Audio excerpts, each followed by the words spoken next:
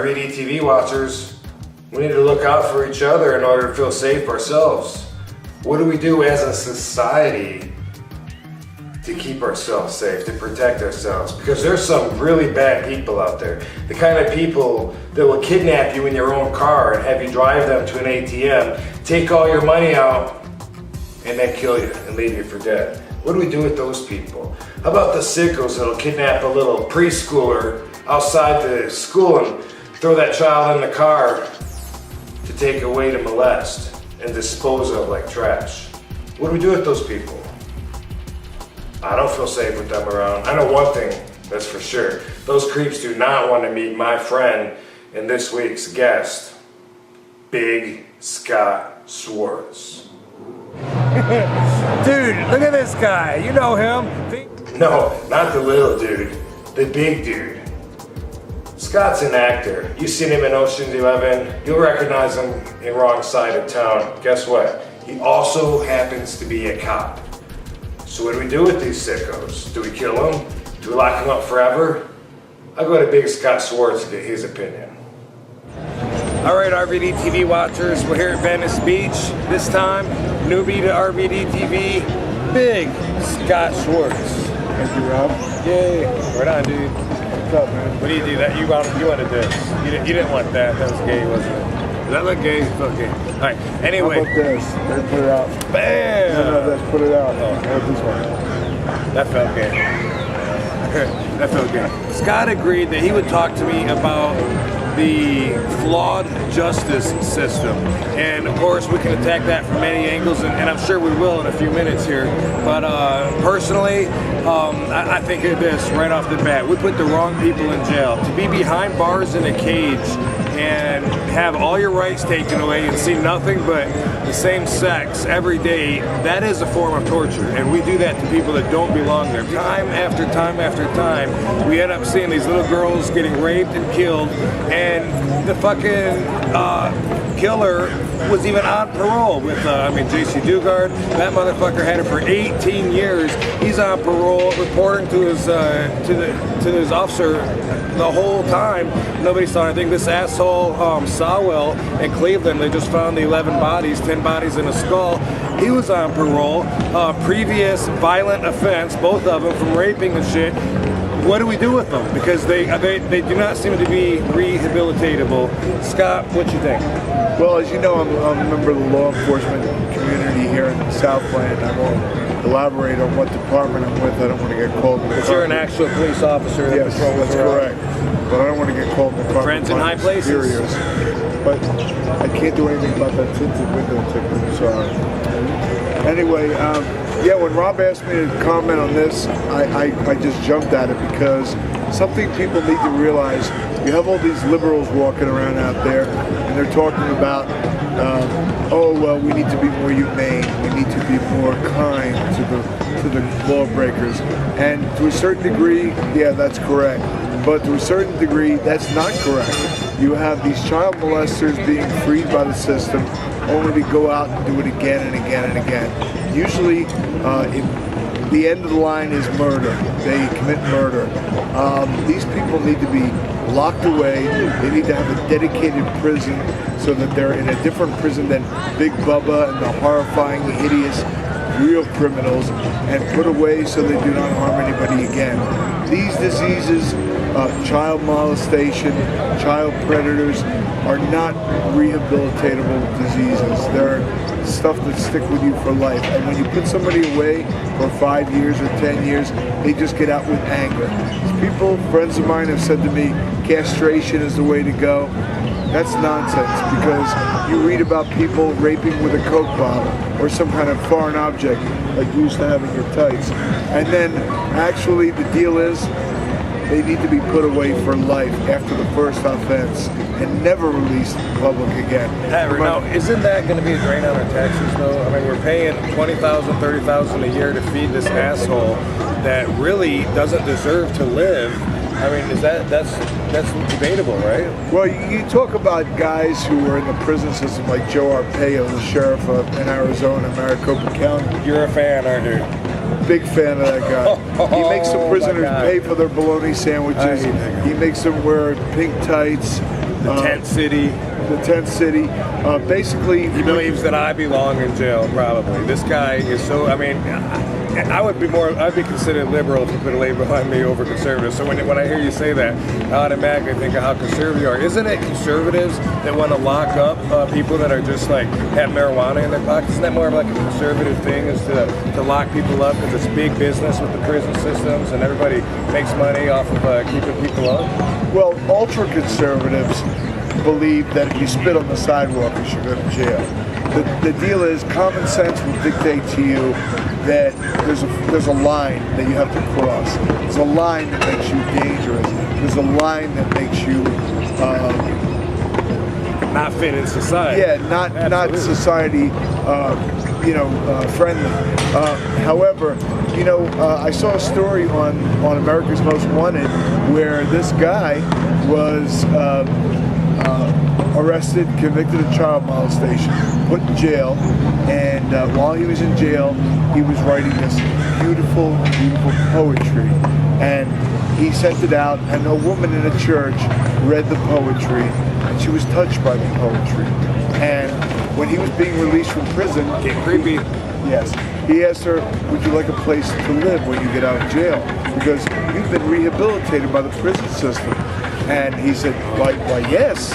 And he moved into her house, and he lived with her in her house, with her and her husband and her young child. And then one day he decided he was going to leave. He fled in the middle of the night, and when the child found out that he had left the scene, the child broke down and cried. And the parents asked, "What's the matter? What happened to you?" "Well, I was being touched by the man who was living here." Now, the mother should be put up against the wall and shot. The father should be put up on the wall and shot because they loved his poetry and felt that he was rehabilitated by the system. And therefore, he should be given another chance.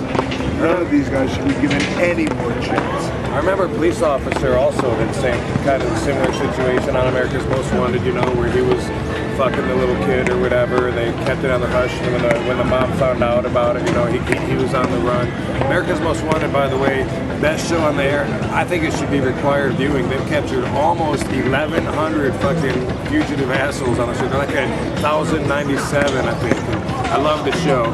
Obviously, the system now doesn't work. This Sowell, Anthony Sowell in Cleveland, who's all over the news right now for having killed 11 bodies, and they're still looking all over for more bodies. Everyone's like, they had no idea that was going on. This guy, the police came to his house and talked to him through the door to check on him, and then later on that night, he ended up like abducting this lady. I remember the case where this guy, he had the ankle bracelet gimmick, and he reported to his parole officer, and then afterwards, and this is the guy that, like, you're talking about castration, they said that the girl laughed at him because he couldn't get it up, so he killed her. And that's, I get my stories mixed up. This is the same one where he was burying her body when they found him on the GPS on his ankle bracelet. He'd already reported to his officer earlier that day. The parole doesn't work. And the cops, like, time and time again, I watch headline news, which I'm sure is probably too liberal for you. I'm a Fox News guy. Yeah. Oh yeah, CNN's liberal. Well, anyway, they keep talking about, like, with J.C. Dugard, the girl that was kidnapped, for 18 years, that the police had chances, even had a report that this previous sex offender had little kids living in his backyard, and the cops went and didn't even check it out, just talked to him. They are guilty. Should they be tied up and shot? Well, you see, but what you're saying is actually contradictory, because you're saying that the system needs to be tightened up and we really have to clamp down on it. But that's going into a conservative area, Rob. Are you turning conservative? In some areas, I am. I mean, when it comes to little kids, I know that I feel like very conservative. I don't have any kids of my own, but I get like this paternal, and maybe it's paternal, I don't know, but I get like this instinct where, like, when I see little kids, especially girls, because they're more vulnerable, I want to protect them, and I know that I'm the creep, you know, like I don't even want that girl talking to me because I'm a stranger, you know what I mean? But at the same time, I feel, you know, like how many creeps are looking at this girl throughout the day wanting to grab her, because it seems so fucking common. It's on the news all the time, and if you look up on that website and see how many registered sex offenders live in your area, there's like fucking 8,000 on your street. And it's a sickening feeling when you think about, and I have 2 kids, when you think about your children, you brought children into this world, and when the doctor pulls that child from the womb and hands that child to you, you're responsible for that child. And a lot of people say, well, you're responsible for that child for 18 years or 21 years. You're responsible for that child for life. If your child is 25 or 30 and something happens, you're on About 42. Same thing. You're a father. Plain and simple. And you know what? The way the system is designed, these people should be taken away and put away, not in the environment where Big Bubba's waiting or all these other people, hardened criminals. Big Bob, your partner from our side of town, Cockney Sandwich. Yeah. Did you watch Harold and Kumar?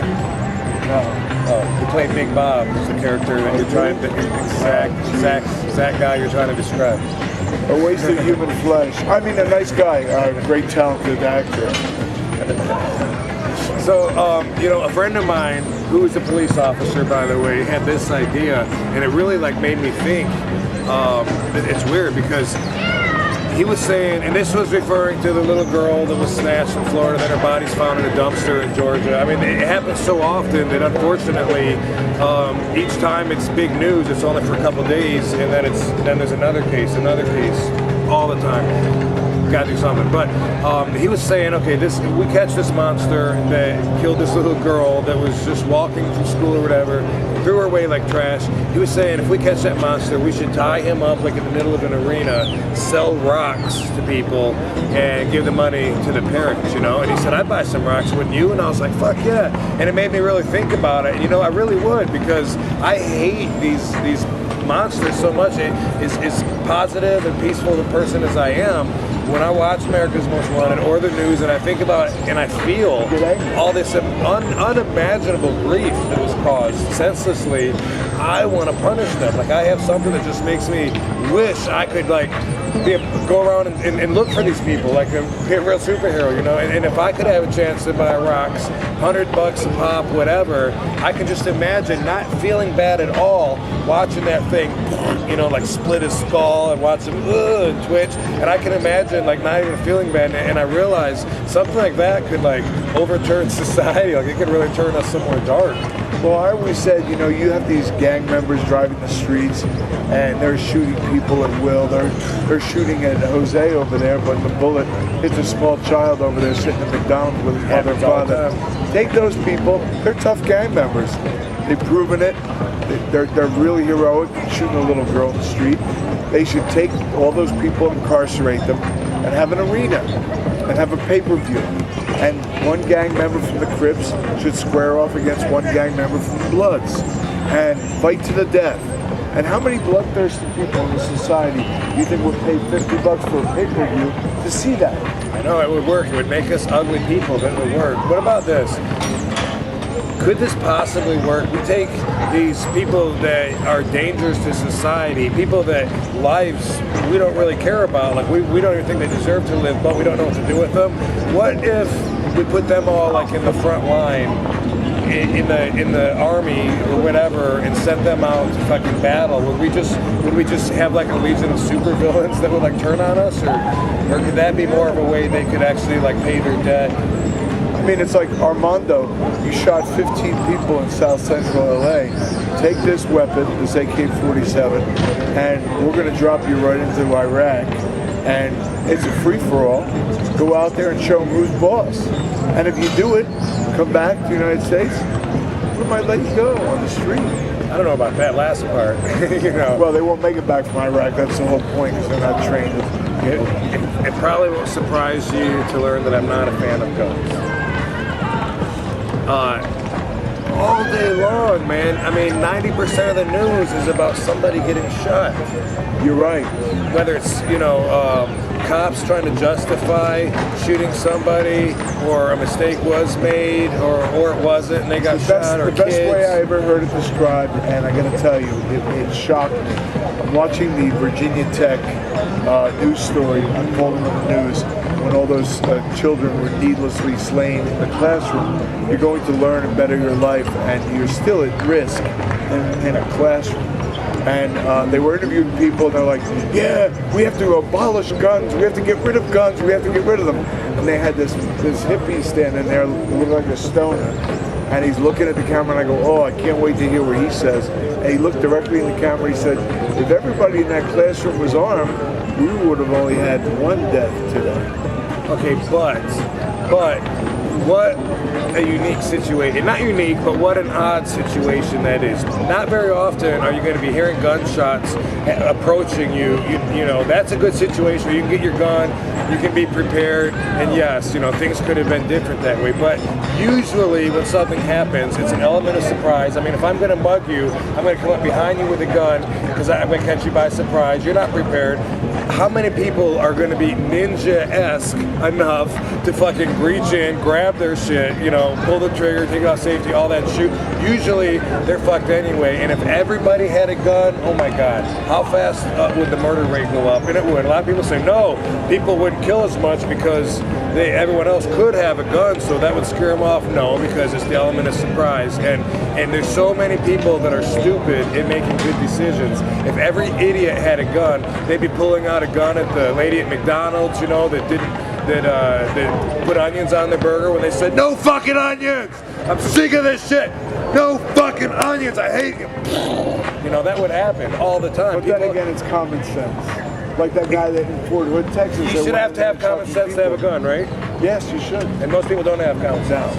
I don't know why they call it common. It's very uncommon. Well, to have literally, sense. they've been mulling this law that they're about to put into legislation of police officers being able to carry their weapon on board the plane with them when they travel, because basically the NTSB and all these other groups are having free air marshals. If I'm sitting and have my gun in my seat and I know I have my gun and I see some guy trying to break into the cockpit, basically I'm going to be able to blast them. But now they're, you know, and they're mulling that over in Congress. However, you're going to have a psychotic guy who just had a fight with his wife and wants to commit suicide, and you don't know. You just really don't know. So, I don't know. Is the system fucked up? Yeah, you know. How about like the plan that you have? Have you like thought through it a lot, or is it just kind of like an idea as far as like a special prison for the especially fucked up assholes? They definitely need to be in a dedicated area, a dedicated prison. Keep them there for life. Just keep them there for life. Just whatever you got to do. Kill them or no? No kill them. No kill them. Because the liberals will never let that happen. It's inhumane. But put them away for life. Keep them inside an environment. Whatever you got to do, make them pay for their meals, whatever. I, as a father, if you said to me, we're collecting $5 from each taxpayer to float this prison, I would say, here you go, here's 10. You know, literally, there's no price on life. Did you pay my share? If I was Sure.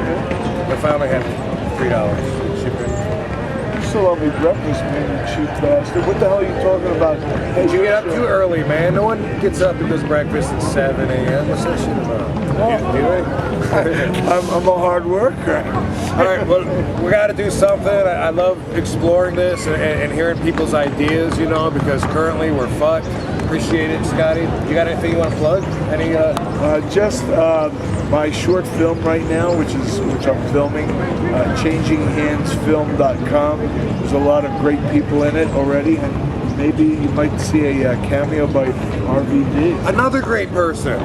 There you go. Awesome. Actually, the greatest person, not just a great person. Scott does a lot of work with little kids. He goes and visits sick kids in the hospitals on his own time, all the time, whenever he's got time. Is there like a website where people can contact you, like if they're interested in not really? ultimatebadguy.com, tvthug@aol.com, and I'm always available. If you have a sick child or somebody who's sick in your family with cancer, I lost my sister to cancer in 1998. Lung cancer was very tragic, and I'll go and I'll visit them, whoever they are, wherever they are. If they're within proximity of my house, I'll go and visit them and try to brighten their spirits. And Or when he's on the road, we were shooting wrong side of town. He visited the hospitals in New Orleans. It's an awesome thing to do. And we only have awesome people on RVDTV. Thanks, Scott. My Awesome. pleasure, man. Enjoy the day. All right.